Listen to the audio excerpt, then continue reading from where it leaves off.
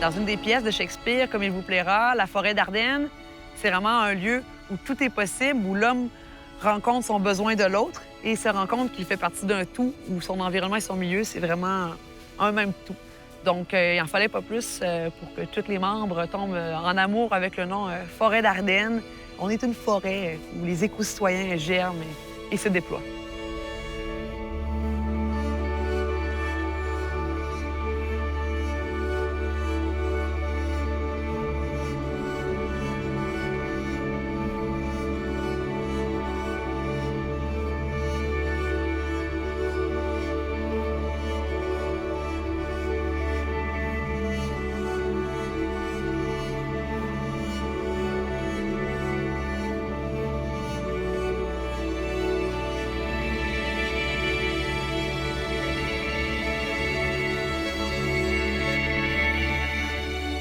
La coopérative Forêt d'Ardenne, c'est une coopérative de solidarité à prédominance travailleur avec une clause de non-ristourne aux parts membres qui a pour objectif d'inspirer le désir d'agir. Donc, en gros, on a le goût d'amener les gens à adopter des habitudes de vie différentes, en fait, puis de contribuer positivement à notre milieu. On veut développer des projets en éducation relative à l'environnement pour vraiment soutenir cette volonté d'agir tout le monde ensemble.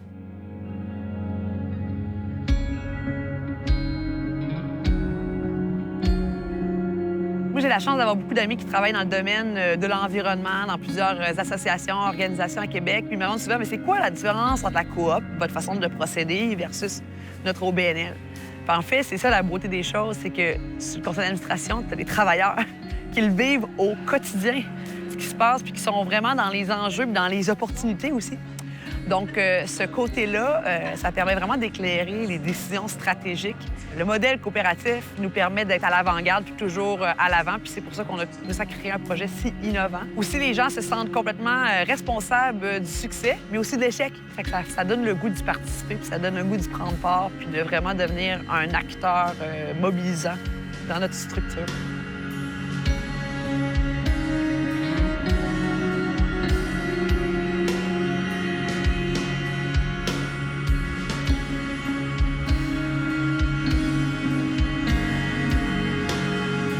Le volet Je m'engage, en fait, c'est un des volets de la bourse du carbone scolaire dans lequel les jeunes reçoivent une formation de 10 heures, divisant 5 ateliers de 2 heures. On va dans les écoles animer des ateliers positifs et ludiques pour faire, sans qu'on s'en rende compte, une analyse du cycle de vie. Donc, vraiment comprendre les émissions de gaz à effet de serre. Ensuite, tout ce qui concerne l'énergie et le transport. Puis on termine en fin de vie utile, donc au niveau des matières résiduelles. Les jeunes sont amenés à mobiliser, à catalyser le changement de comportement dans leur famille et leur entourage. Ils sont invités à poser des nouveaux gestes sages, des solutions au gaz à effet de serre. Et puis ces gestes sages-là sont ensuite comptabilisés sur une plateforme web et qu'on peut par la suite transiger avec les organisations, événements, entreprises qui désirent avoir un impact positif, réduire leur empreinte carbone simplement. L'âge qu'on a ciblé, nous, c'est vraiment de la 4e à la 6e année. C'est le moment où tu adoptes des habitudes de vie. C'est le moment que tu construis plutôt que déconstruire. C'est aussi un moment où tu aimes l'adulte. Donc, ils ont le goût de partager positivement. Nous, on n'est pas en confrontation, on est vraiment en échange. Donc, ça permet vraiment d'engendrer une communication entre les adultes, les enfants et de simplement amener ça sous forme de discussion très positive plutôt qu'être en confrontation. Pourquoi ça fait des gaz à effet de serre, le chariot élévateur? Bien, il peut avancer grâce à une bonbonne qu'on peut mettre en dessous des barbecues pour faire. Ouais, exact, très bien.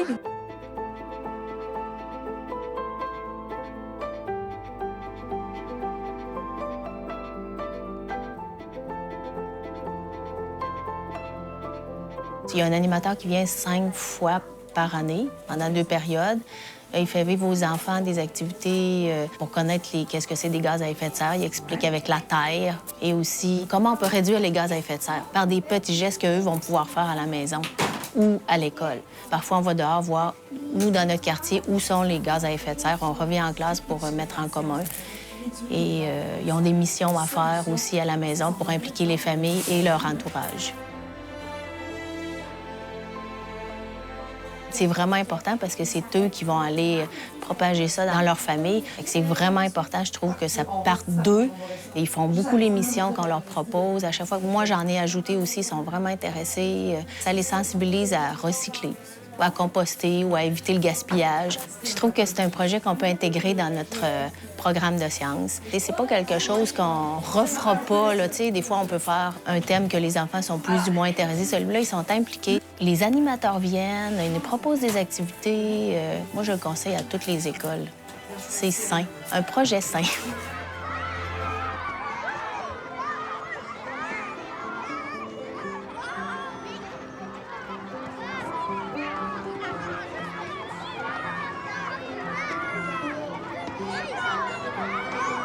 En éducation, dans notre domaine, le nerf de la guerre, c'est le financement. C'est très, très difficile. Nous, on a eu la chance d'être une petite coopérative au départ, sans financement, sans partenaire financier. Puis on a des membres fondateurs qui se sont assis un jour puis ont fait une session créative. Puis ils se sont dit comment qu'on ferait pour s'autofinancer dans le projet.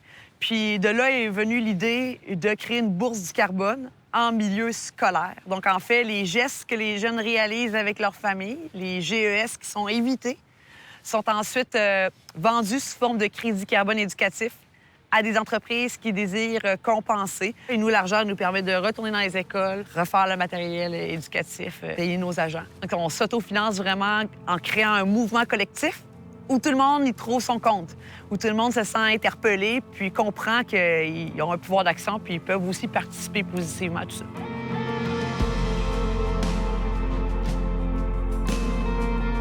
C'est assez innovateur comme approche, ce qu'on a mis de l'avant. Il n'y en a pas d'autres. Il n'y a pas d'autres systèmes de compensation reconnus de la façon qu'on le fait. Nous, c'est reconnu par le Centre de recherche industrielle du Québec. C'est un comité d'experts. On avait 7 personnes qui ont pris le temps de nous évaluer puis de nous dire « Oui, vous avez le droit d'appeler ça de la compensation éducative. C'est une nouvelle alternative. » Donc, on ne se prétend pas être sur le système du gouvernement, mais quand même, je pense que cette approche-là est assez novatrice, surtout qu'on donne même une ristourne en argent à nos écoles. Donc, on est fiers même de financer certaines activités de nos écoles. C'est novateur. Yes! Wouhou! Recycler, composter égale GES évité. Le mouvement des jardins s'est doté d'une option environnementale depuis la fin des années 90. Il y avait un intérêt pour nous à s'engager envers la forêt d'Ardennes. D'une part, c'est une gouvernance qui est saine. On s'aperçoit aussi que la direction de cette coopérative-là, elle est très engagée. Et bien sûr, on partage les mêmes valeurs. Et on s'est dit, à travers une coopérative, on va être capable d'éduquer les jeunes, non pas seulement sur l'aspect environnemental, mais aussi sur l'aspect du jeune consommateur responsable. Donc, de sensibiliser à l'importance de la démocratie, de s'engager personnellement, de voir à de l'achat local, mais aussi de se préoccuper des actions qui peuvent générer des gaz à effet de serre.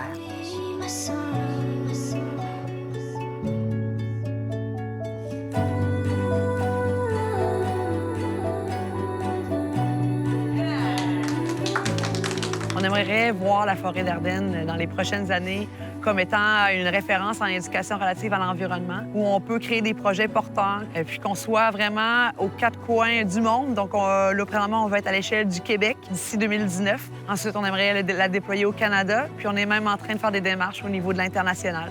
On aimerait que ce soit utile à un plus grand bassin de gens. Il y a une très grande fierté de participer à un projet comme la Bourse du carbone scolaire, comme la forêt d'Ardennes. C'est plus grand que soi. Puis jamais j'aurais pensé que je serais actuellement membre travailleur administrateur d'une coopérative. Jamais. Mais ouais, c'est vraiment une chance, c'est vraiment une fierté.